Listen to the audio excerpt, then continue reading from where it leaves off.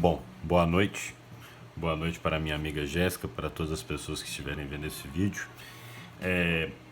Aqui estou mais um dia sobre o olhar sanguinário do vigia, com essa frase que a gente começa a explicação a respeito do que são memórias. Antes da gente explicar em bloco como a gente vai trabalhar com a expansão de memórias, que é o foco da prova do Marcos, vamos entender como funciona uma memória. Uma memória, ela é definida basicamente, antes da gente falar de entradas e saídas, ela é definida em linhas e colunas.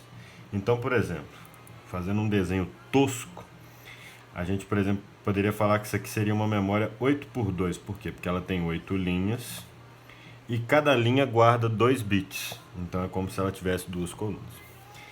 Isso aqui basicamente vai ser a essência de toda a memória. Seja ela DRAM, SRAM, estática, caralho. Quando a gente for trabalhar com memórias em blocos, justamente falando sobre blocos, ela tem uma indentação, né? Como que eu descrevo cada coisa, como é que ela funciona. Então, em uma memória, basicamente, a gente vai trabalhar com o read-write, com o chip select, ela é composta de entradas e saídas. As entradas representam qual linha que eu vou acessar. Então, por exemplo, se eu vou acessar essa linha 1, aí eu vou no caso, trabalhar com a entrada 1. Aí o que vai ser a minha saída no caso? A minha saída vai ser toda a minha informação. Então vamos aprender como é que a gente define entradas e saídas.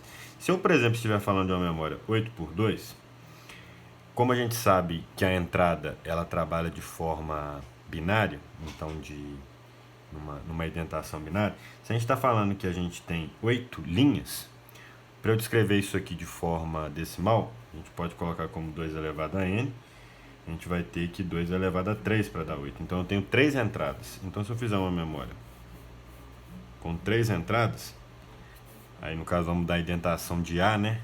A índice 0, A índice 1 e A índice 2, quer dizer que essa memória tem 8 linhas. Por quê? 000, 001, 010, 011, toda a tabela verdade que a gente conhece. Então, com esses três variáveis, com esses 3 índices, eu consigo ter 8 posições de linha. Quando então eu ativar cada uma dessas linhas, eu vou ter uma resposta na saída. Por exemplo, se eu estou falando de uma memória 8x2, quer dizer que, como eu vou ter por linha 2 bits, então eu vou ter uma saída aqui, apenas 2 saídas, né? Quer dizer que aqui vai sair o que seria o bit 1 e na outra vai sair o que seria o bit 2. Então, por exemplo, se eu estiver representando uma memória 8x2, ela vai ser alguma coisa parecida com isso aqui. Eu não sei se a indentação está certa de A, de saída, eu acho que A é a entrada. Não, tá certo. A entrada e D a saída. Então aqui seria D0 e D1. Então basicamente isso aqui é a essência de funcionamento de memória. Além disso aqui nos blocos, a gente tem mais 2 entradas.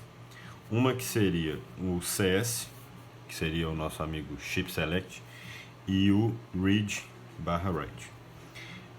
O read/write, na tradução literal do Yankee, escrever e ler, né? O contrário, ler, escrever e ler, read e write. Então, um desses dois aqui, quando tiver indentação, não vai ser utilizado na prova do Marcos, é uma prova muito mais básica, mas um está barrado. Por que um vai estar barrado? Porque quer dizer que quando isso aqui estiver em 0, ela vai estar lendo, e quando ela tiver, por exemplo, aqui, quando ela estiver escrevendo, vai estar em 0, não, o contrário, read, ela vai estar lendo, e quando tiver em 1, ela vai estar escrevendo. Então ela trabalha dessa forma. Em 0 ela está fazendo uma coisa, em 1 ela está fazendo outra. Ah, como eu sei o que ela está fazendo? O que está com a barrinha corresponde que ela vai estar fazendo quando ela está em 0, e o que não está com a barrinha vai fazer quando ela estiver em 1. Isso aqui é comum. Mesmo em expansão de memórias de todo mundo, eu ligo sempre o RW junto. A grande diferença vai ser o CS. O CS, o que ele faz? O CS é o chip select.